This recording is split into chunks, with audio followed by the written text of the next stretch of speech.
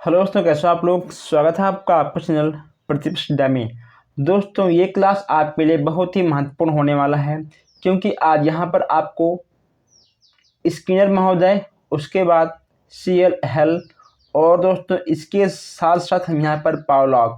दोस्तों, हम इन आपके तीनों मनोवैज्ञानिक को ख़त्म करने वाले हैं केवल एक क्लास में। दोस्तों, एक क्लास में आज आपको 3 नंबर मिलने वाले हैं, क्योंकि आपको दोस्तों पता है अगर इन तीनों से आपका एक नंबर आएगा तो दोस्तों आपका 3 नंबर आ जाएगा। दोस्तों, आज आपको इस 5 से 10 मिनट में 3 नंबर मिलने वाले हैं।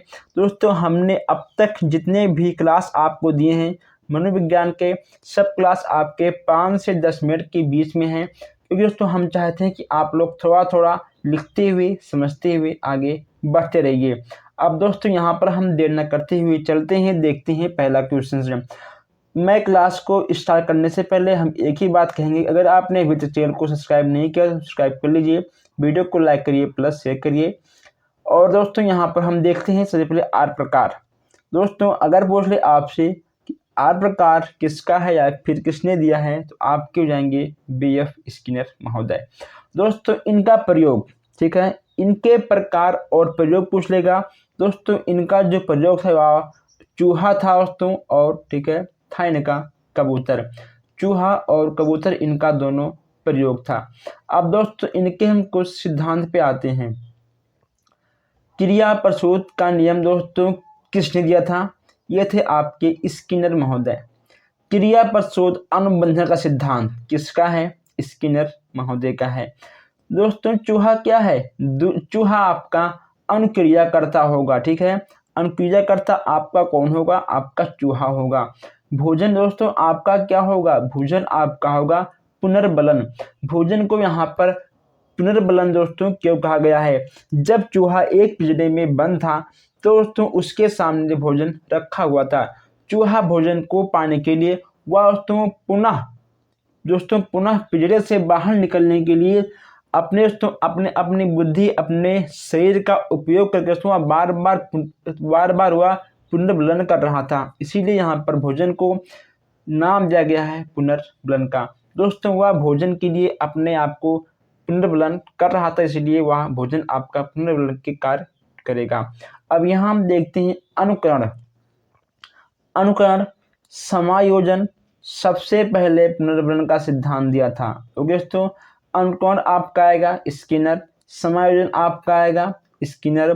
सबसे पहले पुनर्बलन का सिद्धांत किसने दिया था? आपका आएगा स्किनर। ओके दोस्तों, यानी हर चीज आपका स्किनर आएगा। अब आप इस टॉपिक को नोट करिए और फिर हम आगे बढ़ते हैं। अब हम देखते हैं यहाँ पर CL हल के बारे में। दोस्तों, पुनर्बलन का सिद्धांत CL हल ने दिया था। दोस्तों, जितने भी आपको यहाँ पर बार बार दिख रहे हैं, ठीक है, पुनर्बलन सिद्धांत अगर ठीक है पूछ लेगा सबसे पहले, अगर पूछेगा सबसे पहले तो आपके होंगे स्किनर महोदय। अगर दोस्तों सबसे पहले ठीक है आपसे नहीं पूछेगा, केवल आपको दिखा हुआ मिल जाएगा कि पुनर्बलन का सिद्धांत किसने दिया था, अगर वहाँ पे आपको CL हल होंगे तो दोस्तों आपको CL हल मारेंगे। दोस्तों, दोनों में से आपके एक ही नाम वहाँ पर आपको मिलेगा। अगर तो आप इसको ट्रिक से याद करना चाहो तो आप इसको ट्रिक से भी याद कर सकते हो। जैसा कि यहाँ पर आपको ट्रिक लिखा हुआ दिख रहा है कि हल चलाओगे तो बल लगेगा। दोस्तों, हल चलाओगे तो बल लगेगा। देखिए, पुनर्बलन मतलब क्या दोस्तों? हल आपका आ गया बल, ठीक है, दोस्तों ठीक है, बल आपका ठीक है बल, तो बल और आपका हल, ओके, तो ये आपका कहीं ना कहीं मैच कर रहा है।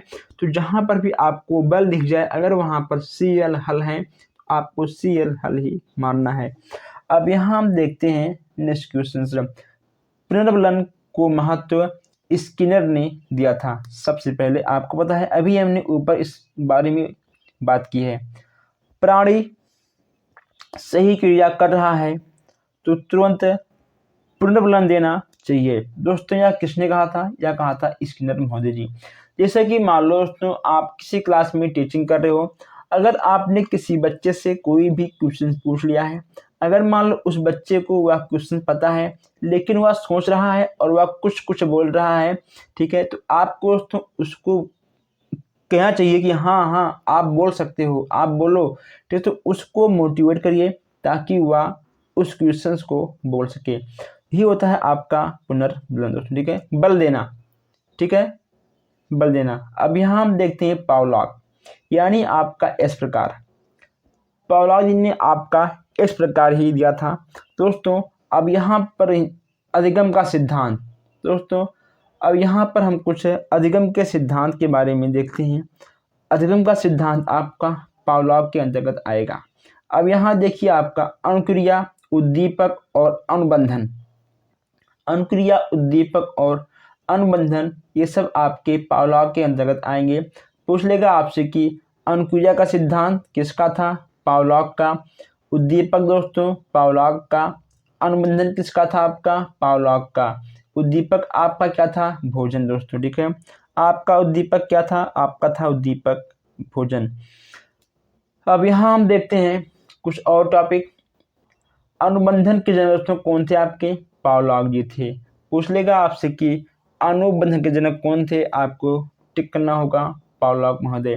दोस्तों ये कहाँ के थे वैज्ञानिक, रूस के थे दोस्तों। इनको 1904 में नोबेल भी मिल चुका है। इनका तो प्रयोग किस पे था, कुत्ते पे था दोस्तों। आपको इन सब टॉपिक को नोट करते हुए आगे बढ़ना होगा। पाचन क्रिया का शोध किया दोस्तों, पाचन क्रिया का शोध किया किसने था, ये थे आपके पावलॉग महोदय। शास्त्रीय अनुबंधन का सिद्धांत दोस्तों किसका था, पावलॉग जी का था, ठीक है। संबंध प्रत्यावर्तन का सिद्धांत दोस्तों ये भी आपके जाएंगे पावलॉग महोदय। बुरी आदत हो, भय हो, ये सब पावलॉग में आएगा। ओके दोस्तों, बुरी आदत, भय, ये सब आपके पावलॉग के ही अंतर्गत आएंगे। तो यहाँ पर आज हम लोगों ने दोस्तों आज हम लोगों ने यहाँ पर क्या देखा, बीएफ स्किनर, सीएल हल और पावलॉग। यहाँ पे दोस्तों आपको 3 नंबर कन्फर्म मिल जाएंगे। आपको इन चीज़ों को नोट करना होगा, याद करना होगा। अगर आपको किसी भी क्वेश्चन में डाउट है आप मुझसे पूछ सकते हो बेशक। कमेंट बॉक्स आपके लिए, आप उसका यूज करिए। हम मिलते हैं फिर नेक्स्ट क्लास में। धन्यवाद।